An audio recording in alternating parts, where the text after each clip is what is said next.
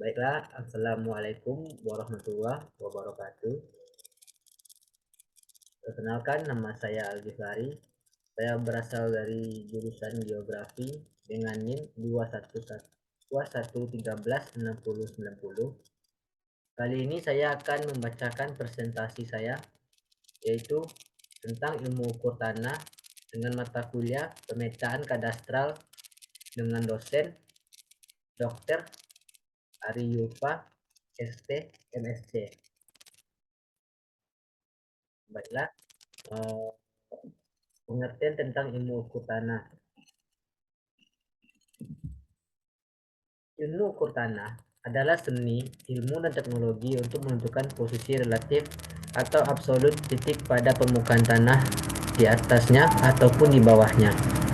Ilmu ukur tanah merupakan ilmu yang mengajarkan tentang teknik-teknik atau cara-cara pengukuran di permukaan bumi dan bawah tanah dalam areal terbatas 3 kali 3 kilometer untuk keperluan pemetaan dan lain-lainnya. Pengukuran tanah, surveying. Pengukuran didefinisikan sebagai penentu posisi relatif pada keadaan tanah di atas ataupun di bawah permukaan bumi berkenaan dengan pengukuran jarak-jarak, sudut-sudut, arah-arah baik vertikal maupun horizontal. Seseorang yang melakukan pekerjaan pengukuran ini dinamakan surveyor. Dalam kesehariannya, kerja seorang surveyor bekerja pada luasan permukaan bumi yang terbatas. Meskipun demikian, ia adalah pengambil keputusan apakah bumi ini dianggap datar atau melengkung dengan mempertimbangkan sifat, volume, pekerjaan, dan ketelitian yang dikehendakinya. Tujuan pengukuran ini antara lain menghasilkan ukuran-ukuran dan kontur permukaan tanah. Misalnya untuk persiapan gambar-gambar perencanaan atau peta, menarik garis batas tanah, mengukur luasan dan volume tanah, dan memilih tempat yang cocok untuk suatu proyek rekayasa baik bergambar rencana maupun peta merupakan representasi grafis dari bidang horizontal yang baik pertama berskala besar sedangkan yang terakhir berskala kecil. Skala ini didefinisikan sebagai perbandingan tetap antara jarak lokasi di peta dengan di permukaan bumi. Contoh skala 1:500 artinya 1 unit jarak di lapangan sama dengan 500 kali unit jarak di peta. Sering pemilihan skala pada proyek tertentu bergantung pada kerangka yang telah ada kepraktisan dalam membawanya. Instrumen survei di masa lalu.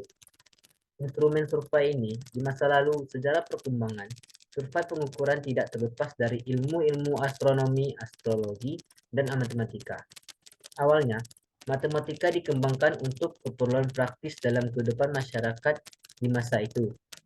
Orang-orang Mesir, Yunani, dan Romawi menggunakan prinsip-prinsip pengukuran, surveying, dan matematika untuk pematokan batas-batas kepemilikan tanah, penempatan step-out bangunan-bangunan publik, pengukuran dan perhitungan luas tanah. Hubungan yang erat antara matematika dan ukur tanah nampak dari istilah-istilah matematika, yaitu geometri, yang menurut bahasa Latin berarti pengukuran bumi.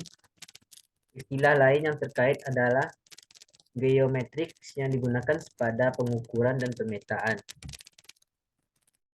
Surveyor-surveyor Roma disebut juga geomatik karena menggunakan geoma dalam pengukurannya. Tujuan utama pengukuran saat itu adalah untuk membuat sektor dua garis satu dengan lainnya di permukaan tanah. Korobates adalah nama yang diberikan pada instrumen sifat datar. Terbuat dari kayu sepanjang 20 feet, di tengahnya diberi lubang groove sedalam 1 inci dan sepanjang 5 feet. Jika gelombang berada di tengah-tengah dan tetap garis horizontal telah terbentuk. Teleskop ditemukan oleh Lippershey pada 1607. Penemuan ini mempunyai andil besar terhadap perkembangan peralatan survei dalam pengukuran. ketelitian dan kecepatan pengukuran. Pada 1631, Pierre Vernier, orang Prancis, mempublikasikan penemuan instrumen dinamakan Vernier yang sekarang didengar sebagai alat pembagian skala yang akurat. Transit atau theodolit adalah instrumen yang digunakan mengukur sudut-sudut horizontal dan vertikal. Theodolit ditentukan oleh Réaumur, seorang astronomi Denmark. Pada tahun 1690, berkaitan seabad kemudian, instrumen astronomi itu digunakan untuk keperluan surveying. Atas dasar fasilitasnya, theodolit dibagi menjadi theodolit Vernier sederhana, theodolit mikrometer, theodolit optik blaster, dan theodolit elektronik. Dua jenis yang pertama sudah jarang digunakan. Theodolit modern saat ini adalah tipe yang optik dan digital. Theodolit modern bersifat kompak, ringan, sederhana, dan tahan banting. Bagian-bagian skalanya tertutup pada debu dan kelembapan udara. Ukuran theodolit ditentukan oleh piringan bawahnya. Sebagai contoh, 20 cm theodolit berarti diameter piringan bawahnya adalah 20 cm. Atas dasar ukuran theodolit bervariasi antara 8 sampai dengan 25 cm. Klasifikasi survei. Mengklasifikasikan survei tidak bersifat mutlak. Mungkin ada perbedaannya objek dan prosedur yang saling tumpang tindih. Segaris besar, survei dibedakan berdasarkan 1. Akurasi yang diinginkan. 2. Metode pembentukan posisi. 3. Instrumen yang digunakan. 4. Tujuan survei. 5. Tempat pengukuran. Adapun survei atas dasar akurasi. Yang pertama, survei planimetris. Survei yang berasumsi bahwa permukaan bumi mendatar atau tidak melengkung. Kenyataannya, permukaan bumi melengkung. Survei ini berasumsi yang pertama, A. Garis level atau level line dianggap sebagai garis lurus. Oleh sebab itu, garis anting-anting plumlet di suatu titik dianggap paralel dengan di titik lainnya. B. Sudut yang dibentuk oleh kedua garis semacam itu merupakan sudut pandang bidang datar, bukan sudut pada bidang bola. Meridian yang melalui dua garis berupa garis paralel. Survei geodetris. Survei ini memperhitungkan bentuk bumi yang melengkung dan melakukan pengukuran jarak-jarak dan sudut-sudut. Ketelitian tinggi survei ini diterapkan oleh lokasi yang luas. Penghitungan pada survei ini didasarkan pada ilmu geodesi, yaitu ilmu yang mempelajari bentuk dan dimensi bumi berbentuk dengan survei planimetris. Survei geodetris menganggap garis yang menghubungkan dua titik merupakan lengkungan panjang garis antar dua titik dikoreksi akibat karya kurva dipolotkan pada bidang datar. Sudut-sudut yang terbentuk sebagai perpotongan garis-garis adalah sudut-sudut bola. Survei geodetris sering digunakan untuk pengadaan titik-titik kontrol teknologi ruang angkasa, space control points, yang selanjutnya akan digunakan untuk titik-titik ikat bagi titik-titik minor pada survei planimetris. Di Indonesia, titik-titik ini banyak diadakan oleh Badan Koordinasi Survei dan Pemetaan Nasional, Bakosurtanal, dan sebagai lagi diadakan oleh Badan Pertanahan Nasional BPN. B. Survei atas dasar metode penentuan posisi. Atas dasar penentuan posisi, titik di permukaan dibedakan menjadi antara terestris dan ekstraterestris. Metode terestris dilakukan berdasarkan pengukuran dan pengamatan yang semuanya dilakukan di permukaan bumi. Metode ekstraterestris dilakukan berdasarkan pengukuran dan pengamatan dilakukan ke objek atau benda-benda angkasa, baik yang alamiah, bulan, bintang, kuasar, maupun buatan satelit. Ada berbagai metode ekstraterestris yang dikenal selama ini: astronomi, geodesi, fotogrametri, satelit, SLR, satelit laser ranging, LLR, lunar laser ranging, FLBI, very long baseline interferometry, transit, Doppler, dan GPS global positioning system.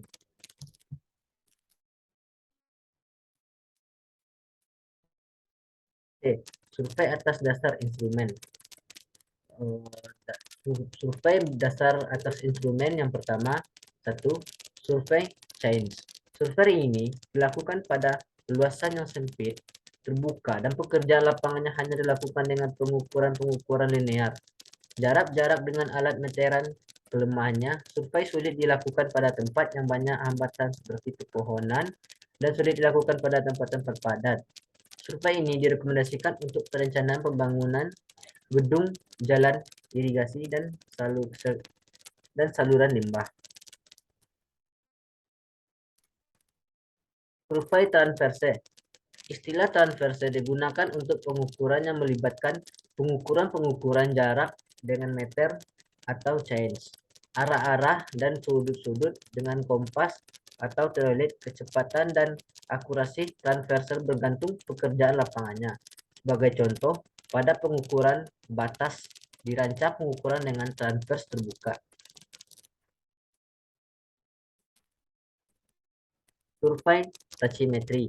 Istilah ini digunakan untuk survei-survei yang menggunakan metode pengukuran jarak-jarak horizontal dan vertikal dengan pengamatan rambu melalui teodolit berteleskop khusus yang dilengkapi dengan benang-benang, stadia, dan lensa analitis. Metode ini sangat berguna bagi lokasi sulit jangkau dalam membentuk pengukuran jarak horizontal langsung. Metode ini cocok digunakan membuat kontur bagi pembangunan perumahan, bendungan, dan lain-lainnya. Survei penyipat datar leveling.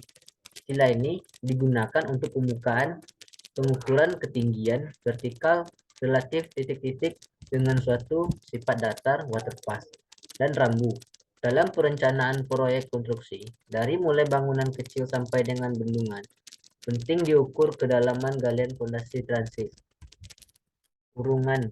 Hal ini dapat memungkinkan dilakukan dengan baik dengan mengukur tinggi relatif permukaan dan tanah dengan penyimpan datar. Plan tabling. Istilah ini digunakan untuk pengukuran grafis yang dilakukan secara serentak antara pekerjaan lapangan dan plotting. Clinometer, alat ukur lereng, bersama plan table ini digunakan untuk pengeplotan garis-garis kontur. Keuntungan survei ini kecil kemungkinan dijumpai data pengukuran yang tertinggal atau terlupakan karena dilakukan plotting langsung di lapangan, sedangkan kelemahannya. Survei triangulasi. Jika akan dilakukan pengembangan wilayah, survei triangulasi diadakan wilayah itu dibagi-bagi menjadi jaringan segitiga. Beberapa sisi dipilih dan diukur secara teliti yang disebut baseline. Semua sudut diukur dengan transit, kemudian garis-garis lainnya dihitung melalui data ukuran baseline dan sudut-sudut dekorasi dengan rumus-rumus sinus.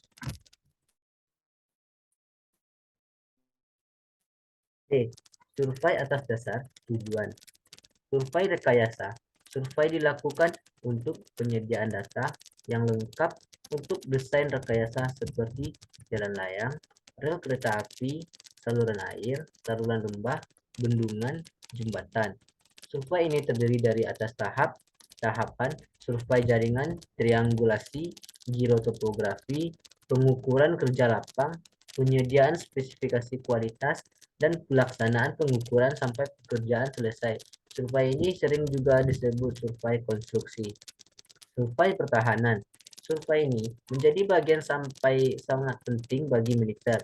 Hasil survei ini akan menyediakan informasi strategis yang dapat dijadikan putusan kebijakan jalannya peperangan, peta-peta, foto udara, dan topografi yang mengidentifikasikan jalur-jalur penting jalur-jalur penting seperti bandara, pabrik-pabrik, tempat peluncuran rudal, pemantauan atau radar, posisi penangkis serangan udara, dan kenampakan topografis lainnya. Kemudian survei geologi. Survei ini dilakukan baik di permukaan maupun subpermukaan bumi untuk menentukan lokasi volume dan cadangan mineral-mineral dan tipe-tipe batuan dengan penentuan perbedaan struktur seperti lipatan-lipatan, pelahatan, dan keganjilan formasi. dapat ditentukan kemungkinan adanya mineral-mineral berharga. Survei geografi. Survei ini dilakukan untuk penyediaan data-data dalam rangka pembuatan peta topografi. Peta itu mungkin dipersiapkan untuk efisiensi atau analisis tata guna tanah, sumber dan intensitas irigasi. Lokasi-lokasi fisiografis termasuk air terjun, drainase, permukaan, kurva kemiringan, profil kemiringan, dan kontur. Juga termasuk keadaan geologisnya secara umum. 5. Survei atas dasar tempat. Survei tanah. Beberapa contoh survei ini diantaranya adalah pengukuran garis batas tanah, penentuan jarak dan azimutnya, pembagian tanah atas dasar bentuk, ukuran, penghitungan luas, pemasangan patok batas, bidang tanah, dan penentuan lokasi. Survei topografi menghasilkan peta yang menggambarkan perbedaan kesempatan, alarm atau buatan manusia. Detail-detail seperti kadastral disebut juga survei tanah publik, yaitu survei batas-batas bidang tanah, rumah-rumah, dan properti lainnya yang dilakukan di perdesaan maupun perkotaan. 2.